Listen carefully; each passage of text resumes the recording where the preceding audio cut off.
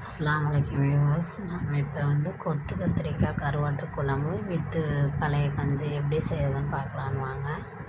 ருமான குக்கிங்குள்ளார போகலாம். அதுக்கு தேவையான வெங்காயம் தக்காளியெல்லாம் எடுத்து வச்சுருக்கேன். சின்ன வெங்காயத்தை தண்ணியில் ஊற வச்சு உரிச்சுக்கோங்க.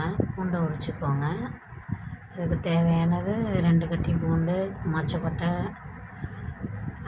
மொச்சக்கொட்டையை ஒரு வானலில் வச்சு வறுத்துக்கோங்க. வறுத்துட்டு நல்லா வறுபட்ட உடனே தண்ணி ஊற்றிக்கோங்க. தண்ணி ஊற்றிட்டு நல்லா வேக வச்சுக்கோங்க.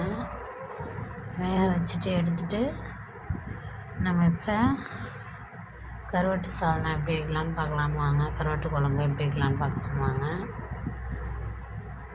நாங்கள் சால்னான்னு சொல்லுவோம், நீங்கள் குழம்புன்னு சொல்லுவீங்க.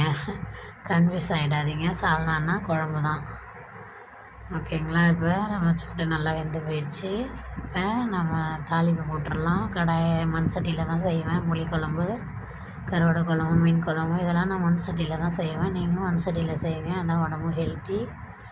ஃபஸ்ட்டு எண்ணெயை ஊற்றிட்டு சின்ன வெங்காயம், கருவேப்பிலை, உரித்து வச்ச பூண்டு, தக்காளி எல்லாத்தையும் நல்லா வதக்கிக்கோங்க. கண்ணாடி பதத்தில் நல்லா வதக்கிட்டு உப்பு போட்டுக்கோங்க. அதுக்கு தகுந்த மாதிரி உப்பு போட்டு வதங்கினீங்கன்னா டக்குன்னு வதங்கிடும். இதில் தட்டு இப்படி போட்டு மூடாதீங்க.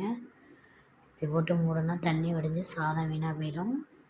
தட்டை இப்படியும் கமுத்து போட்டு மூடினீங்கன்னா தண்ணி எல்லாம் வெளியில் இறங்கிடும். சாதம் கெட்டு போகாமல் ரொம்ப நேரத்துக்கு நல்லாயிருக்கும். நான் சொல்கிறது எல்லாமே ஒரு வீடியோவிலையும் என்னுடைய வீடியோவை ஸ்கிப் பண்ணாமல் பாருங்கள். ஒரு டிப்ஸு உங்களுக்கு இருக்குது. சின்ன சின்ன டிப்ஸை சொல்லுவேன், கேட்டுக்கோங்க. ஸ்கிப் பண்ணாமல் பாருங்கள். எல்லோரும் லைக் பண்ணுங்கள், செஞ்சு பார்த்துட்டு கமெண்ட் பண்ணுங்கள்.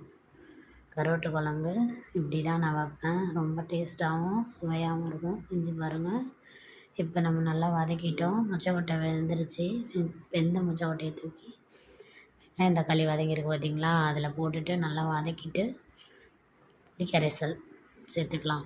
அதுக்கு முன்னாடி கொத்து கத்திரிக்காய் சொன்னேன்ல, இது மாதிரி தான் கொத்து கத்திரிக்காய். இது மாதிரி இந்த மாதிரி வெட்டி வச்சுக்கோங்க. நல்லாயிருக்கும். நல்லா புளிப்பு காரம் எல்லாமே உள்ளார நல்லா இழுத்துட்டு சாப்பிடும்போது நல்லாயிருக்கும். இந்த மாதிரி போட்டு கத்திரிக்காய் சவுசோ வெட்டி வச்சுருக்கேன். கத்திரிக்காயும் சவுசவும் போட்டுக்கலாம். இன்னும் உங்களுக்கு தேவையான காய்கறியும் போட்டுக்கலாம்.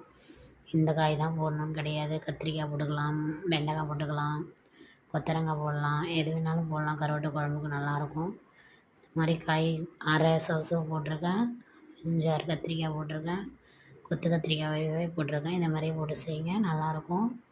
நல்லா வதக்கிட்டு கத்திரிக்காய் அந்த ஒரு நல்லா எண்ணெயில் வதங்குற அளவு வதக்கிக்கோங்க. அப்போ தான் நல்லா டேஸ்ட்டு கொடுக்கும். நல்லா வதக்கிட்டு உப்பு பார்த்துக்கோங்க. உப்பு தேவைக்கேற்ப தான், உப்பு தேவைக்கேற்ப போட்டுங்க. இப்போ மசாலா பாருங்கள். 2 ஸ்பூன் மல்லித்தூள், 2.5 ஸ்பூன் குழம்பு மிளகாத்தூள், மஞ்சள் தூள் சின்ன டீ கொஞ்சோண்டு மஞ்சள் தூள், கரம் மசாலா கிடையாது, கரம் மசாலாவில் காரத்தூள், மிளகாய்த்தூள் 1 ஸ்பூன் தான். காரம் நிறையா இருக்கக்கூடாதுன்னு அதில் கொஞ்சம் பெருங்காயம் சேர்த்துக்கோங்க. சேர்த்து எல்லாத்தையும் கொட்டி நல்லா வதக்கிக்கோங்க. கரம் மசாலா கிடையாது, அது வாய் தவறி வந்துருச்சு. கரம் மசாலா கிடையாது, ஓகேங்களா. குழம்புத்தூள், மிளகாய்த்தூள், மல்லித்தூள், பெருங்காயத்தூள், அவ்வளோதான். போட்டு நல்லா வதக்கிட்டு இப்பயும் உப்பு பார்த்துக்கோங்க. எப்போவுமே உப்பு பார்த்துட்டு புளிக்கரைசலை ஊற்றிக்குவாங்க. புளிக்கரைசலை ஊற்றிட்டு நல்லா கிண்டிட்டு நல்லா வதக்கிட்டு உங்களுக்கு தேவைக்கேற்ப தண்ணி ஊற்றிக்கோங்க. தண்ணி ஊற்றிட்டு உப்பு பார்த்துக்கோங்க. நல்லா வெந்ததும்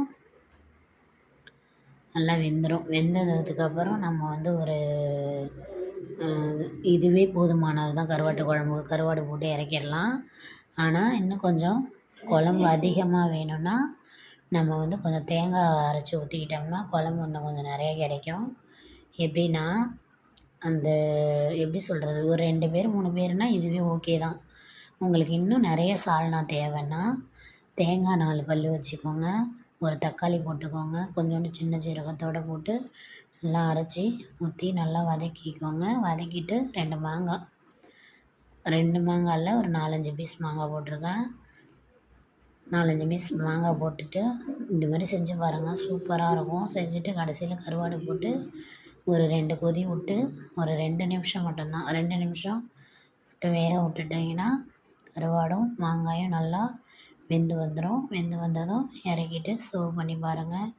இதுக்கு பழைய கஞ்சி ரொம்ப டேஸ்ட்டாக இருக்கும். பழைய கஞ்சின்னா உங்களுக்கு தெரியும்னு நினைக்கிறேன். பழைய சாதத்தில் தண்ணி ஊற்றி சாப்பிடுவோம்ல, அந்த சாதத்துக்கு இந்த கருவாட்டு குழம்பு இதில் உள்ள காயெல்லாம் தொட்டுக்கிட்டு சாப்பிட்டா அவ்வளோ டேஸ்ட்டாகவும் ருசியாகவும் இருக்கும். செஞ்சு பார்த்துட்டு கமெண்டில் சொல்லுங்கள். நான் கடைசியாக தான் தேங்காய் ஊற்றுறேன். நீங்கள் முன்கூட்டியே கூட ஊற்றி ஒரு கொதி விட்டுக்கலாம். ஆனால் நான் கடைசியாக தேங்காய் ஊற்றி ஒரு கொதி விட்டுட்டேன். விட்டுட்டு இப்போ பழைய சோறில் வந்து தண்ணியை ஊற்றி கூட நீங்கள் இதை தொட்டுக்கிட்டு சாப்பிட்லாம். ரொம்ப டேஸ்ட்டாக இருக்கும். ட்ரை பண்ணி பாருங்கள். ட்ரை பண்ணி பார்த்துட்டு ஷேர் பண்ணுங்கள், லைக் பண்ணுங்கள், கமெண்ட் பண்ணுங்கள். ஸ்கிப் பண்ணாமல் பார்த்த அனைவருக்கும் நன்றி நன்றி நன்றி. எல்லோரும் என்னுடைய வீடியோவுக்கு நிறைய சப்போர்ட் பண்ணுறீங்க. சப்போர்ட் பண்ண அனைவருக்கும் அஸ்ஸலாமு அலைக்கும்.